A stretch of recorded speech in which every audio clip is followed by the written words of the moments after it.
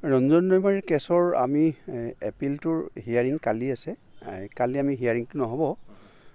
হিয়াৰিঙৰ কাৰণে মানে আমি মোটামুটি উইদিন দিছ ইয়াৰ আমি কমপ্লিট কৰিম বুলি ভাবিছোঁ। কালি অনাবৰ জাষ্টিছ সুমন শ্যামৰ কোৰ্টত আছে, 5 নম্বৰ কোৰ্টত, আইটেম নাম্বাৰ 9ত। গতিকে কালি আমি এটা ডেট ফিক্স কৰি ল'ম, কাৰণ এই কেছটোত ডে টু ডে হিয়াৰিং কৰিব লাগিব, হয়তো এমাহো লাগিব পাৰে। আৰু কেছটো যিহেতু খুব চেঞ্চেশ্যনেল, গতিকে আৰু মানে মোটামুটি যিবোৰ পেপাৰ বুক যথেষ্ট দীঘলীয়া, যিহেতু সাক্ষী 550 মান আছে, ডকুমেণ্টো বহুত এক্সিবিট হৈছে, গতিকে সেইবোৰ পুংখানুপুংখে ৰূপে আমি চাব লাগিব, কোৰ্টো চাব। গতিকে দৈনিক আমি আগত জাজৰ লগত আগত কেছটো উঠোঁতে আমি এইটো এটা ইণ্টাৰেকশ্যন হৈছে যে কেছটো হিয়াৰিং হ'লে দৈনিক হয়তো 2 ঘণ্টা বা 3 ঘণ্টা আমাৰ কাৰণে দিব আৰু বাকী কেছবোৰ ল'ব। গতিকে পচিবলি ছেকেণ্ড হাফত হ'ব, ফাৰ্ষ্ট হাফটো বেলেগ কেছ ল'ব। গতিকে এতিয়া কালি আমি তেনেকৈ কোৰ্টৰ কেনেকৈ কনভিনিয়েণ্ট হয়, আমাৰ কেনেকৈ কনভিনিয়েণ্ট হয়, ডেটটো ফিক্স কৰি বোধহয় বাই নৱেম্বৰৰ পৰা আমি কি ডেট লওঁ নাজানো, হিয়াৰিং হ'ব। বাই ডিচেম্বৰ আমি এটা বাই দিছ ইয়াৰ বিফৰ খ্ৰীষ্টমাছ আমি এটা ৰঞ্জন দৈমাৰীক মুকলি আকাশৰ তলত আৰু তেওঁৰ সতীৰ্থসকলক আনিব পাৰিম বুলি আইনগতভাৱে দৃঢ় বিশ্বাস আছে।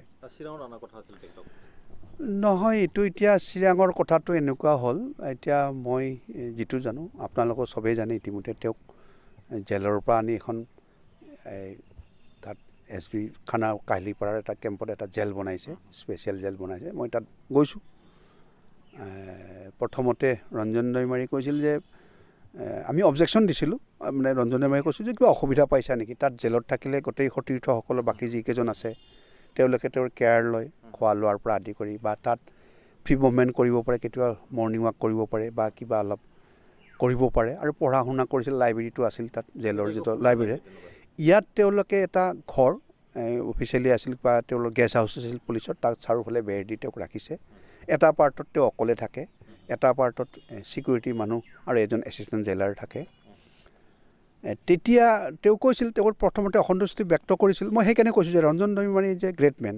কিয় কৈছোঁ, তেওঁ কৈছে যদি মোক ইয়াত ৰাখিলে যদি জাতিটোৰ কিবা হয়, তেওঁলোকে যে কিবা, I am ready to sacrifice. প্ৰথমতে কৈছিল যে মোৰ আমনি লাগিছিল, অকলে অকলে 24 ঘণ্টা শুবলৈ একেই কথা, কিনো শুম। সি এটা ভাল কাম কৰিছে, সি পঢ়া আৰম্ভ কৰিছে।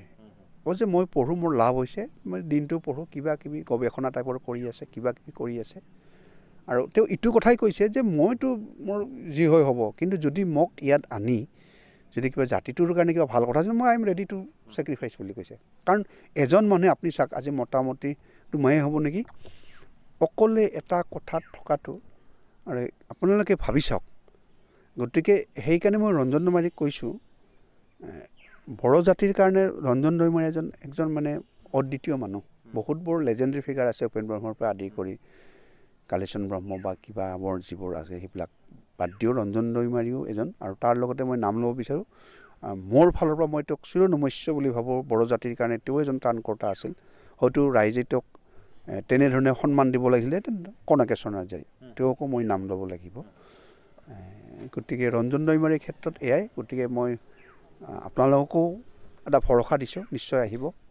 আপোনালোকো ভগৱানৰ ওচৰত প্ৰে কৰক।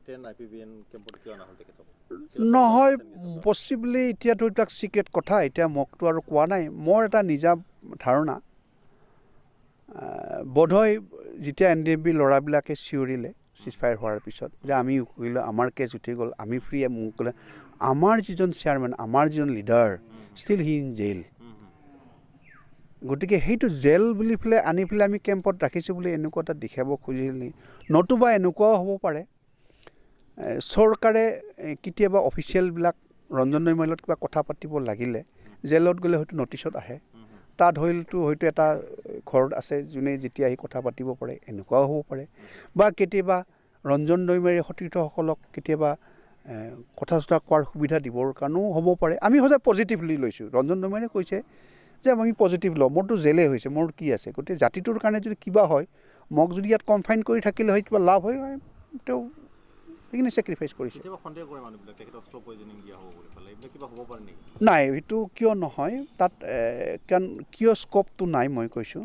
তেওঁলোকৰ যিখন তাৰ কেম্পৰ যিটো তেওঁলোকৰ ৰন্ধনশাল আছে, তাৰ পৰা খানাটো তৈয়াৰ হয় আৰু খানাটো আহি জেলৰ পৰা আহে আৰু আমি যদি কেতিয়াবা লগ ধৰিব যায় কিবা খানা দিওঁ তেওঁলোকে দিয়া নাই গতিকে তেওঁলোকে যদি আজি স্ল' পয়জনিং কৰে কাৰণ এইটো তেওঁলোকে ধৰা পৰিব গতিকে ক'ত জেলত থাকিলে বেলেগ কাৰণে অকলে আছেতো সেইকাৰণে এইটোৰ ক্ষেত্ৰত আমি নিঃসন্দেহ থকাটো ভাল আৰু গভৰ্ণমেণ্টে মই ভাবোঁ সেনেকুৱা ধৰণৰ কাম নকৰিব বুলি মই ভাবোঁ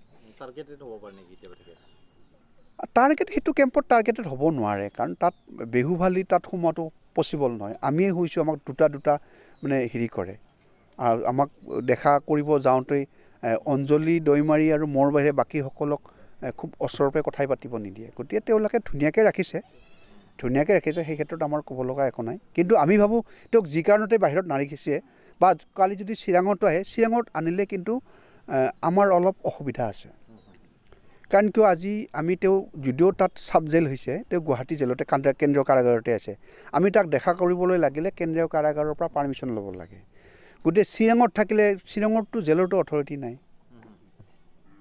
তেতিয়া আমি কেন্দ্ৰীয় কাৰাগাৰৰ পাৰ্মিশ্যন কিন্তু তেতিয়া তেওঁক চিৰাঙৰ কোনোবা এখন জেলত ট্ৰেন্সফাৰ কৰিব লাগিব এইটোৰ ক্ষেত্ৰত মই ক'ব নোৱাৰিম কাৰণ মই কৈছোঁ পলিটিকেল মানুহ নহয় যেতিয়া প্ৰেক্টিকেলি মই এই কেডাৰবিলাকৰ পৰা কোনো ধৰণৰ একো ইনফৰমেশ্যন পোৱা নাই কাৰণ তেওঁলোকে যিবিলাকে কেছৰ লগত জড়িত মতত অহা যোৱাকৈ থাকে আজিও ৰাতিপুৱা অন দা ৱে অঞ্জলি দৈমাৰীৰ কথা পাতিছোঁ তেওঁতো কোৱা নাই একো নহয় চাওক উকিল বুলি কওঁতে ধৰক তেওঁলোকে চৰকাৰী উকিলৰ কথাও ক'ব পাৰে চৰকাৰী উকিলৰ লগত কথা পাতিব পাৰে মোৰ লগত কিন্তু কথা হোৱা নাই